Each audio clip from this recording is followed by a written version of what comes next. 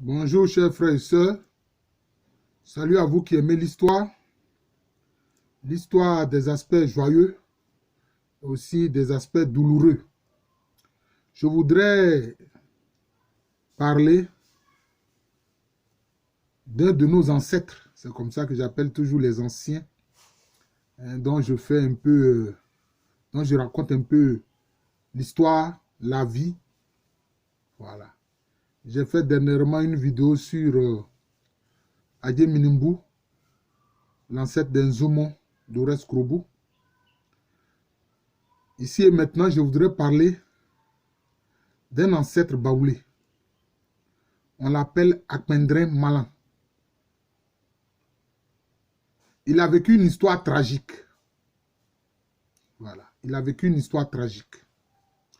Akpendrin Malan était l'un des chefs qui assistait et servait la reine Abla Pokou. Disons que ses descendants directs aujourd'hui sont dans le village d'Akawa, dans la zone de Boaké. Akpendrin Malan était, disons, ce que dans l'organisation politique des Akans, on peut appeler, notamment chez les Ashanti, un Djassehene, c'est-à-dire le chef des serviteurs de la cour royale. En Agnan, on dit Djassefoué. C'était ce rôle-là qu'il jouait auprès de la reine Abla Pokou. Et le Djassefoué veille à tous les besoins du roi ou de la reine et veille au bon fonctionnement de la cour royale. Et aussi, il veille sur les régalias, c'est-à-dire les sièges des ancêtres, les tambours, les olifants, en tout cas tous les objets, les porte-cannes, plutôt les cannes, plutôt, pas les porte-cannes, mais les cannes, c'est-à-dire que tous les objets du pouvoir, il veille là-dessus. Disons qu'il est l'administrateur de la cour royale. C'est cela, ce rôle-là, que jouait Akpendrin Malan. Mais, comme je l'ai dit, il va vivre une histoire tragique. Comme je l'ai expliqué à travers plusieurs vidéos, les Baoulés à Sabou, qui étaient des Ashantis, se sont d'abord réfugiés en territoire Agni, notamment en Agni et Broussa. C'est là-bas d'ailleurs qu'ils ont abandonné progressivement la langue Ashanti pour parler la langue Baoulé, qui est en fait de même extraction que l'Agni. Voilà, ce sont des langues qui sont communes. Mais bien sûr, les anciens continuaient de parler Tui, ils comprenaient Tui, bien qu'ils avaient adopté, disons, la langue Baoulé, variante de la langue Agni. Et donc, ils quittent les Brossa en 1721, lorsqu'ils sont attaqués par les Ashantis, qui vont avoir d'ailleurs la victoire, avec Opoku Ware, le successeur d'Osei Tutu. Donc, Opoku Ware, deuxième roi des Ashantis. Alors, donc, les Baoulés à Sabou arrivent dans cette région. Et la reine et, je peux dire, tout son staff s'installe dans la zone qu'on appelle Niamonu. Niamonu, ça veut dire veiller sur la maman. Niamonu, veiller sur la maman. Et justement, l'un de ceux qui veillaient sur la reine Abla Pokou, c'était Akpendrin Malan. Et comme ils quittent les Brossa autour de 1721, je suppose qu'autour de 1725, ils ont créé les villages, ils s'installent, etc. Oui. Et c'est dans cette période-là, après 1725, que certains Assabou, avec justement Akwa Boni, qui va succéder à la reine Abla Pokou, vont s'installer dans le Walebo. Le Walebo était d'abord un grand bivouac. Souvent, les gens croient que c'est la reine Akwa Boni qui a créé Sakassou. Non. Sakassou, ça a été son lieu de sépulture. Donc, son fils, Kwaku Dje, en a fait une localité. Voilà, c'est tout. Ce n'est pas Akwa Boni qui a créé Sakassou, non. C'est son fils Kwaku-Dje. Mais elle était dans une zone, un grand bivouac, un grand établissement avec de nombreux guerriers. Et cette zone était appelée Walebo. D'ailleurs, elle est partie avec certains guerriers. Elle a quitté la zone d'une Dranois où était Niamounou, la zone d'une Dranois où était Niamounou. Elle a quitté cette zone-là avec de nombreux guerriers. Vous voyez? Avec de nombreux guerriers. Notamment avec le chef guerrier Abra Akpo, qui était lui aussi un frère de la reine Abla Pokou avec ses hommes. Vous voyez? Et puis, ceux de Tumodi Sakassou qui étaient des Asabo Alandjira, qui étaient aussi des guerriers très importants. Tous ceux-là ont suivi la future reine Akwa Boni. Vous voyez? C'est cela. Et puis aussi, un de ses frères aussi, qu'on appelle Adjeboni. Adjeboni, d'ailleurs, qui va s'installer finalement à Tia-Salé pour veiller à la sécurité de Tia-Salé. Adjeboni était aussi un des guerriers très importants. Il est parti aussi avec ses troupes dans la zone de Walebo. Alors, il faut dire que tout ceci, tous ces départs de guerriers de la zone d'une Dranois où était la reine, Abla Pokou, tout cela n'a pas plu à Akpendre Malan. Cela ne lui a pas plu. Et donc, cela veut dire que, avant même que la reine Abla Pokou ne décède, Akwa Boni avait de l'autorité dans le royaume. Elle avait de l'autorité dans le royaume, puisqu'elle a pu partir avec de nombreux guerriers qui ont quitté la zone de Dranois pour aller à Walebo où elle a décidé de s'installer. D'ailleurs, pour sécuriser encore mieux la zone de Walebo, elle a envoyé justement Abra Akpo s'installer dans la zone qui va devenir la future zone de Beoumi. Voilà, la zone de Beoumi. Vous voyez. Et donc, quand la reine Abla Pokou est décédée, certains Baoulés dans les traditions croient que la reine Abla Pokou est allée à Sakassou. D'abord, je vous ai dit que Sakassou n'a pas été créé par une reine. Sakassou a été créé par Kwaku-Dje, qui est le fils de Akwa Boni, qui a succédé à Akwa Boni. Abla Pokou est restée à Niamounou. Et c'est là qu'elle est décédée. Et quand elle est décédée, elle a été enterrée dans un ruisseau de cette zone-là qu'on appelle Ndraba. Voilà. C'est comme ça. C'est dans le ruisseau qu'elle a été enterrée. Les anciens Akan faisaient cela pour l'inhumation de certains rois ou certaines reines.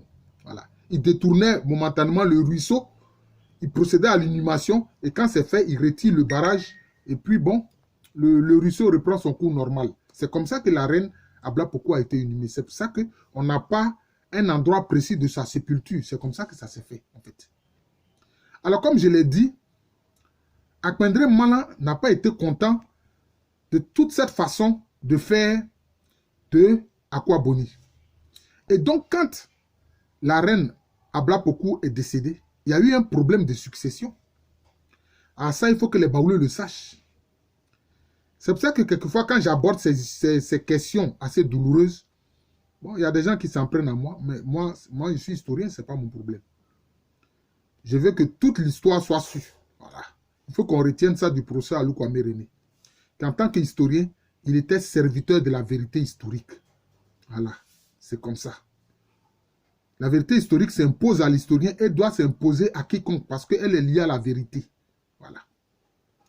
Donc, il y a eu des mésententes après le décès et l'inhumation de la reine Abla Pokou. Qui devait lui succéder? Le conseil du trône a été divisé sur la question. Ah oui, le conseil du trône a été divisé sur la question. Akpendre Malan, qui était donc, je peux dire, l'administrateur de la cour royale, le Djassehene ou le Djassefo, le Djassefoué,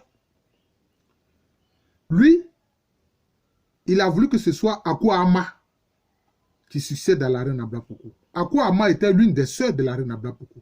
Tout comme Tanou Adjo, qui s'est installé à Tia-Salé, était aussi l'une de ses sœurs. Vous voyez. Elle voulait que ce soit, il voulait plutôt que ce soit Akwa Ama qui succède à la reine Abla Pokou. Mais, à majorité, le conseil du trône a décidé que ce serait Akwa Boni. qui, un temps avant même que la reine Abla Poku ne décède, était allée à Walebo. Et donc, quand elle a été désignée pour succéder à la reine Abla Poku, donc elle est venue dans le Ndranois, à Niamounou, pour réclamer les objets du pouvoir. Parce que chez les Akans, un roi ou une reine qui n'a pas le siège ancestral à partir duquel le pouvoir se fonde, il n'est pas roi, il n'est pas reine. Non, non, non. C'est ça. Il n'est pas roi. Il faut que tu détiennes le trône, le tabouret là, des ancêtres, là, il faut que tu l'aies. C'est très important pour les Akans. C'est pour ça que il y a un terme chez les Ashanti, notamment c'est tous les locuteurs du Cri qui dit que un chef dont l'autorité ne repose pas sur un tabouret des ancêtres est appelé Kwakwahene. C'est-à-dire un chef sans valeur, c'est comme ça. Il faut détenir le tabouret. C'est important. Détenir le tabouret, c'est important. Le tabouret ancestral royal, là, il faut le détenir. Quand tu es chef et que ce soit à ta position. Chez les Ashanti, c'est tellement important que c'est un an après l'intronisation de la Santéhene qu'on lui remet le trône d'or des Ashanti. Le Sikadua Kofi. C'est un an après, à peu près. Vous voyez. Et donc, elle est venue réclamer, Akwa Boni est venue réclamer à Akpendren Malan tous les objets du trône. Le tabouret sur lequel s'est appuyée la reine Abla Poku pour régner. Vous allez me dire, mais c'est quel tabouret? Mais c'est sans doute un tabouret de reine des Ashanti. Parce que je n'ai pas envie d'utiliser le terme de reine-mère, ça crée tellement de confusion. Chez les Akans, il n'y avait pas de reine-mère. La notion de reine-mère, ça vient d'Europe. Il y avait le roi Ohene et la reine Ohima. Et il y avait des tabourets pour les rois et il y avait les tabourets pour les reines. Voyez. Donc, sans doute que le tabouret sur lequel la reine Abla Poku s'est appuyée pour régner, c'est un tabouret de reine des Ashanti, c'est-à-dire une Ohima. Mais je suis incapable de dire laquelle. Ça, je ne sais pas. Voilà, parce que depuis Osei Toutou, il y avait des tabourets de reines. Hein? Il y avait des tabourets de reines. L'un des anciens tabourets de reines chez les Ashanti, c'est le tabouret de Ankanyame. Voilà. Qui est une des aïeules même de la famille royale Oyoko des Ashanti. On l'appelle Ankanyame. Le tabouret d'Ankanyame. Est-ce que c'est ce tabouret-là que la reine Abla Poku a utilisé comme source de son pouvoir? Ça, je ne le sais pas. Voilà. Franchement, je ne le sais pas. Là aussi, l'historien doit être véridique. Quand il ne sait pas une donnée, il doit le dire. Et donc, Akwa Boni est venu réclamer tous les tabourets. Enfin, le tabouret principal, je vais dire, pour fonder son pouvoir. Et puis tous les autres régalias, tous les autres objets du pouvoir, du trône, c'est-à-dire le tambour, hein, le tambour principal qu'on appelle Klinkpli avec tous les autres tambours, c'est un orchestre de tambours, hein, et puis les cannes, etc. Akpendren Ma a refusé de donner cela à Akwa Boni. Il a refusé systématiquement. Il a refusé systématiquement. Et ainsi, ça a créé une crise dans le royaume de Baoulé. Ça a créé une crise dont la résolution, malheureusement, va se faire violemment. Donc, cela veut dire quoi? Il y aura une petite guerre civile. Parce que Akwa Boni va descendre à Niamounou avec des guerriers. Ah oui. Tous les guerriers qu'il avait accompagnés, qui étaient des principaux chefs militaires, elle va atterrir là-bas. Et il va avoir des affrontements. Ça, il faut que les Baoulés sachent et connaissent cet aspect douloureux de leur histoire. C'est comme ça. D'ailleurs, les ancêtres Akans retenaient ces aspects douloureux de leur histoire. C'était perpétué par une courte phrase que les Aignis appellent Nda, que les Ashanti et les autres locuteurs ils appellent Ntam. C'est-à-dire que c'est une courte phrase qui rappelle un événement douloureux que le peuple, que le royaume a vécu. Hein? Ça commence par les termes Mekan. Voilà. Par exemple, chez les Ashantis, c'est Mkantam. Je jure sur les 3 jurements. Vous voyez? C'est comme ça. Chez les Agnis sans vie, c'est Mkanfoué, Mkala, Kansa, Mkandaou. Je jure par le samedi, les 3 cercueils et la localité d'Adaou. Moi, je suis sûr que, bon, pour les Baoulés, bon, peut-être ils peuvent jurer sur la mort de la reine Ablapoku. Mekanana Ablapoku, par exemple, ça peut être un jurement pour appeler sa mort. Mais on peut dire aussi Mekanyamonu, c'est-à-dire là où elle a vécu, où les événements douloureux aussi se sont produits. Parce que Akwaboni est venu avec des guerriers. Il n'était pas question que Akpendren Malan puisse imposer Akwama comme celle qui devait succéder à Ablapoku. Et dans les affrontements, les partisans de Akpendren Malan et de tous ceux qui soutenaient Akwama dans la question de la succession de la reine Ablapoku ont été vaincus. Ceux-là ont été vaincus par les troupes de Akwaboni. Et quand ils ont été vaincus, donc je peux dire le principal responsable de la fronde, Akpendren Malan, qu'est-ce qui s'est passé? Il a été décapité. C'est ce qui s'est passé, il a été décapité. Akpendren Malan a été décapité. C'est ce qui s'est passé. J'écoutais un jour une chanson, je ne sais pas si c'est une chanson de cette chanteuse ou bien cette chansonnière baoulée, je crois, Sidonie la tigresse, peut-être, mais qu'elle m'excuse, peut-être que c'est une autre chanteuse ou bien c'est elle, où elle dit « Mayakpendre, Benjamin. » Vous voyez? Mayakpendre, Benjamin.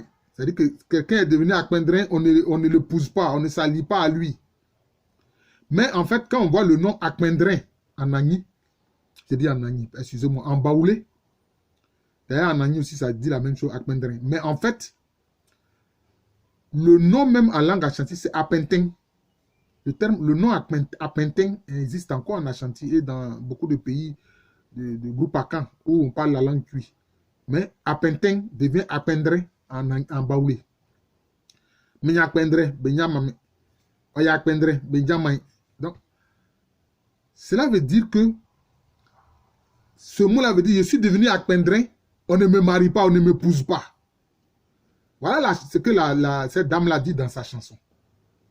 Mais cette chanson-là, le fait qu'elle dit je suis devenu Akpendren et qu'on ne m'épouse pas, c'est lié en fait à cet événement historique. Peut-être même, je ne sais pas si elle-même connaît cet événement historique-là. Le fait de dire Maya Akpendren, Benyamame. Je suis devenu Akpendren, on ne m'épouse pas. Ou bien il est devenu Akpendren, on ne l'épouse pas. Vous voyez? Donc il y a des chansons comme ça, à travers lesquelles il y a des événements historiques qui transparaissent. Vous voyez? Donc, sans doute que c'est lié à l'histoire tragique du chef Akpendren Malan. Et c'est ainsi que, bon, je peux dire, ses successeurs ont créé le village d'Akawa. C'est ceux-là qui sont à Akawa. Évidemment, le problème n'a pas été réglé. Il faut que le problème soit réglé. C'est vrai. Après la décapitation d'Akpendren Malan, bon, la reine Akwaboni a régné tranquillement. Elle a étendu même son pouvoir jusqu'au royaume de Tiasalé qu'avait créé comment on appelle, Tanwadjo. Et c'est elle qui a mis fin aux attaques des Baoulés Swamlin, les futurs Baoulés Swamlin qui étaient des guerriers ashantis qui ont continué de pourchasser les Baoulés à Sabo. Et c'est elle aussi qui a réuni toutes les troupes du pays Baoulé et qui a vaincu les Agnis du Moronou. Donc j'ai fait une vidéo spécialement sur la reine Akwaboni que j'ai intitulée Akwaboni, la grande reine des Baoulés. Vous pouvez regarder cette vidéo-là. Voilà. D'ailleurs, j'ai fait aussi un article, confusion à propos de 2 reines Baoulés, Ablapoku et Akwaboni. Donc c'est comme ça. Donc je vous remercie. Donc souvent ceux de Akawa, assez mécontents de tous ces événements qui se sont produits, ils vous disent la reine la reine n'est jamais allée à Sakassou. Le disant, historiquement, c'est vrai. La reine Ablapoku n'est pas allée à Sakassou. Elle est restée à Niamounou jusqu'à ce qu'à sa mort, elle soit inhumée dans le ruisseau Ndraba. D'ailleurs, que ceux d'Akawa restent là pour veiller encore, hein, justement, sur cette sépulture, d'ailleurs, qui est inaccessible, puisque c'est dans le ruisseau Ndraba. Mais celle qui allait à Walebo, c'est Akwa Boni, qui a succédé à Ablapoku. Et c'est quand elle est décédée que son lieu de sépulture a été appelé Sakassou. Et c'est dans cette zone-là qu'est née justement la localité de Sakassou, qui a été créée et érigée par le fils d'Akwa Boni qu'on appelle Kwaku Dje. Je vous remercie. Je suis le professeur Alou Kwame René. Il faut que cet événement tragique, ah oui, c'est tragique parce que on le dit, on peut le dire, c'est une guerre civile. Ah oui, c'était une guerre civile entre les Baoulés au sujet de la succession de la reine Ablapoku. Voilà. Tout comme les événements de la succession au roi Osei Tutu ont fait qu'eux-mêmes, ils ont quitté la Santi. Mais voilà qu'ils arrivent. Et puis maintenant, la succession aussi de la reine Ablapoku va poser problème. Je pense qu'ils doivent se réconcilier. Voilà. Il faut faire face à cela. Il faut impliquer les membres des ancêtres. Voilà, puisque c'est comme ça que les Akans procèdent. Voilà. Et puis réconcilier ceux d'Akawa avec ceux de Sakassou. Voilà, donc c'est important. Parce que la victoire militaire ne règle pas les problèmes. Voilà.